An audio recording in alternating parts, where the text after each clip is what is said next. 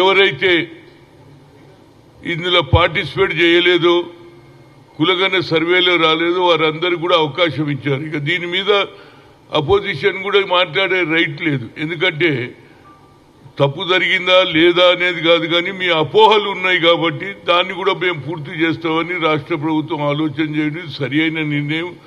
అదేవిధంగా ఇవాళ ఏదైతే బీజేపీ కానీ బీఆర్ఎస్ కానీ మాట్లాడే తీరు, వాళ్ళ కేంద్రంలోనే బీజేపీ ప్రధానమంత్రి ఉన్నాడు, ఎన్డీఏ చైర్మన్ సీఎం ప్రధానమంత్రి ఉన్నాడు నరేంద్ర మోడీ.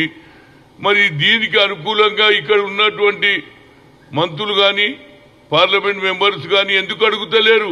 మిగతా రాష్ట్రాలలో అవసరం లేదా, ఓన్లీ తెలంగాణలోనే అడుగుతారా? మరి మేము ఇక్కడ చేసిన ఒక నిర్ణయం అది హిస్టారికల్. ఎందుకంటే ఏ నాయకుడు కూడా చేయలే. అది రాహుల్ గాంధీ గారి ఆలోచన. We come to the power, will conduct caste wise census అన్నాడు. దాన్ని ఇంప్లిమెంట్ చేసినటువంటి రేవంత్ రెడ్డి. అదేవిధంగా మీరు కూడా ఇతర రాష్ట్రాలలో జనగణన చేయాలని కూడా సోనియా గాంధీ గారు అడుగుతున్నారు. కాబట్టి మరి మీరు చేస్తారా లేదా దాని మీద కూడా జవాబు చెప్పండి.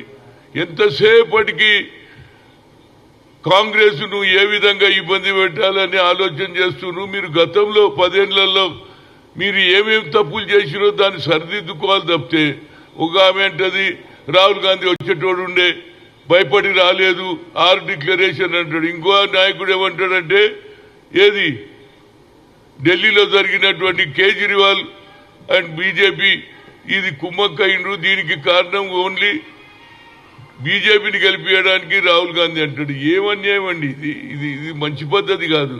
మా లైఫే కాంగ్రెస్ పార్టీ పుట్టిందే ఏది సెక్యులర్ సిద్ధాంతం మీద. మేము బీజేపీతో ఎన్నడాటు చేస్తే ఎందుకు రోజు ఇదే మాటలు. అచ్చా మీడియా కూడా ఎక్కువ వాళ్ళకే ఇంపార్టెన్స్ ఇస్తుంది. నేను ఎందుకు చెప్తున్నానంటే మేము ఐఐటి ఐఐఎంలో రిజర్వేషన్ తెచ్చినాం, ఓబీసీ పార్లమెంట్ కమిటీ చేసినాం, యూపీఏ పీరియడ్లో జరిగింది. కానీ ఒక్క పేపర్ కూడా రాయదా. కాంగ్రెస్ చేసింది యూపీఏ అని చెప్తున్నది. అది వాళ్ళు ఏం చేయని వాళ్ళు 25 కోట్ల మందిని మేము బిలో పావర్టీకి వెళ్ళి పైకి తెచ్చినామంటున్నారు. ఇవన్నీ వాళ్ళకే అవకాశాలు ఇస్తున్నాం. తప్పనిసరిగా మేము చేసింది చెప్తున్నాం. తప్పనిసరిగా ఏదైతే సోనియా గాంధీ గారు 6 డిక్లరేషన్ మాకు 5 సంవత్సరాలు ప్రజలు అవకాశం ఇచ్చిర్రు. మేము 5 సంవత్సరాలు తప్పనిసరిగా ఇచ్చిన వాగ్దానాలన్నీ కూడా పూర్తి చేస్తామనేది నాకు నమ్మికుంది. అదేవిధంగా నా ఉద్దేశంలో ఏంటంటే ఇక దీని మీద అదే విధంగా నేను 10 జిల్లాలు తిరిగి ఏది బీసీ డిక్లరేషన్ ఎక్కడ చేసినాం, కామారెడ్డిలో చేసిన దానికి సిద్ధరామయ్య కూడా వచ్చిండ్రు. దాన్ని కూడా ఇంప్లిమెంట్ చేస్తామని క్లియర్గా ఉన్నది. మనకు 42% రిజర్వేషన్ వస్తుంది. దాంతోపాటు మా బడ్జెట్ కూడా పెంచాలని రాష్ట్ర ప్రభుత్వం కూడా నేను కోరుతాను. అదే దాని మీదనే మనం కాన్సన్ట్రేట్ చేయాలి. మనకు అవకాశాలు కుల వృత్తులకు కూడా న్యాయం జరగాలి. మాకు సరి అయిన బడ్జెట్ పెంచాలని నేను కోరుతున్నా.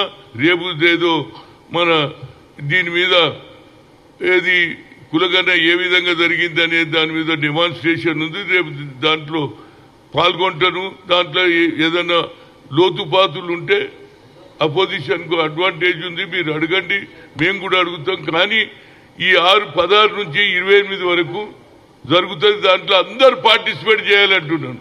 మీరు ఏదో ఇంత పెద్ద లిస్ట్ ఉన్నదా అవన్నీ ఏం చూడకుండా పోయి మీరు ఏం రాస్తారో రాసిచ్చారు.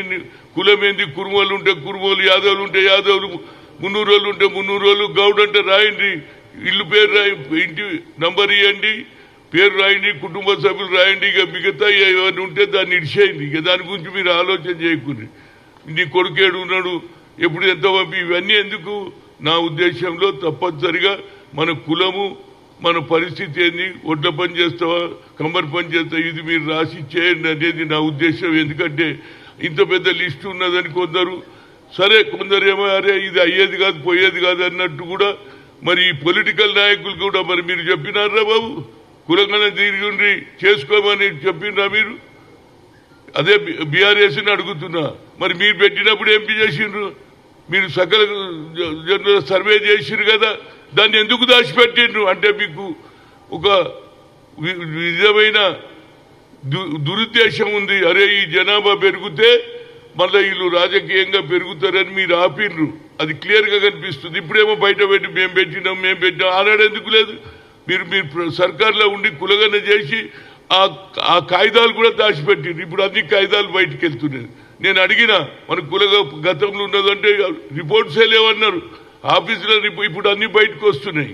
మీరే దాచిపెడతారు, మరి మీరే లొలి పెడతారు. ఏదైనా ఒక మంచి పరిణామం. మన రాష్ట్రం దిక్సూచిగా యావత్ భారతదేశంలో రాహుల్ గాంధీ గారు ఏది అపోజిషన్ లీడర్గా పార్లమెంట్లో బిల్లు పెడితే ఈ బీజేపీ నాయకులు దీనికి మద్దతు ఇస్తారా లేదా అన్ని తెలుస్తుంది. ఇవాళ అన్ని మాట్లాడినట్టు కాదు.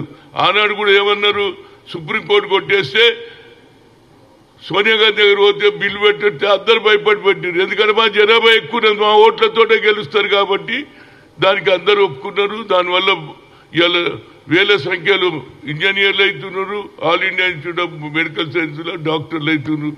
అదేవిధంగా మీ అందరికీ నా ఒకటే రిక్వెస్ట్ ఏంటంటే తప్పనిసరిగా ఈ 42 ఏదైతే లోకల్ బాడీ ఎన్నికల్లో తప్పనిసరిగా రేపు అసెంబ్లీ సమావేశం పెట్టి నిర్ణయం తీసుకుంటే బడుగు బలైన వర్గాలకు మంచి అవకాశం ఉంది. సర్పంచులు కావచ్చు, మండల అచ్చలచ్చలుగా శాసనసభ్యులు, పార్లమెంట్ మెంబర్ కావచ్చు అనేది ఓబీసీ ఎంపీస్ కన్వీనర్గా నేను అందరికీ రిక్వెస్ట్ చేస్తున్నా. తప్పనిసరిగా మిగతా వాళ్ళు కూడా పని ఇచ్చిపెట్టు. అప్పుడు కూడా ఏం చేసిరు, దుబాయ్లో ఉన్నోళ్ళు కూడా రావాలి, మీరు రాయించుకోకపోతే పోతుంది, అందరూ వచ్చిండ్రు.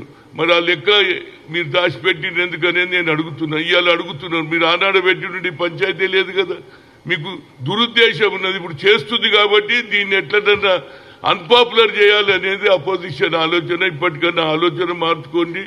ఒక అవకాశం వచ్చింది, అవకాశానికి తప్పనిసరిగా అవకాశం తీసుకోమని చెప్తున్నాను నేను. Thank you.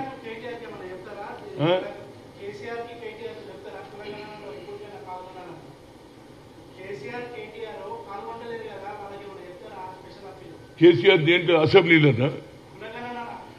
కేసీఆర్ నువ్వే చేసినావు కదరా, ఇప్పుడు నువ్వు వెనకకి ఎందుకు పోతున్నావు? అంతే, నీకు చేసినావు, లెక్క తెలుసుకున్నావు.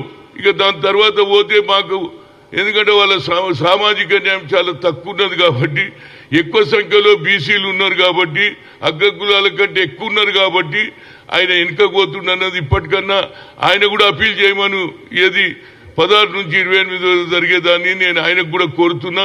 నువ్వు మొదట చేసినావు, ఇవాళ కూడా ఒక అడుగు ముందుకేస్తే వచ్చే తరం వారికి న్యాయం జరుగుతుంది, బడుగు బలైన వర్గాలకు అనేది నా ఉద్దేశం. Thank you. అదేవిధంగా ఒకటి, రేపు దామోదరం సంజీవయ్య గారి జన్మదినం. తప్పనిసరిగా అందరు నాయకులు, అందులో మన స్పీకర్ గారు కూడా వస్తానని చెప్పిండ్రు. ఎందుకంటే అక్కడ కూడా ఏది ఆంధ్రలో కూడా చంద్రబాబు నాయుడు అదేవిధంగా పవన్ కళ్యాణ్ గారు మంచి నిర్ణయం తీసుకున్నారు. ఇక్కడ కూడా మనం పెద్ద ఎత్తున ఆనాడు రాహుల్ గాంధీ వచ్చిపోయిండు. రేపు 9 గంటలకు మన ఏది దామోదరం సంజీవయ్య స్టాచ్యూ దగ్గర, అదేవిధంగా నెక్లెస్ రోడ్లో సంజీవయ్య పార్కు కూడా వస్తాయని చెప్పిండు. మిగతా నాయకులు కూడా అందరూ కూడా, ఎందుకంటే ఆయన కూడా ముఖ్యమంత్రి చేశాడు, ఏఐసిసి అధ్యక్షుడు చేశాడు, ఉమ్మడి రాష్ట్రానికి చేసిండు కాబట్టి ఉమ్మడి రాష్ట్రంలో ఆయనకు కూడా సరి అయిన న్యాయం చేయాలి. నిజంగా మిత్రులు, ఆయన చనిపోయినప్పుడు సొంత ఇల్లు కూడా లేనటువంటి నాయకుని చూడలేని ఇవాళ పేపర్లో కూడా చదివిన. శాసనసభకు రిక్షాలో పోయిందంట. ఎవడన్నా రిక్షాలో వచ్చేటోడు ఉన్నాడా చెప్పండి? అలాంటి నాయకుని కూడా మనం జ్ఞాపకం పెట్టుకోవాలి. రేపు స్పీకర్ వస్తున్నాడు. తప్పనిసరిగా మిగతా కేవలం ఎస్సీలే కాదు, బడుగు బలైన వర్గాల వారు అందరూ కూడా వచ్చి జయప్రదం చేయాలి ఆయన జన్మదినాన్ని కోరుతున్నా.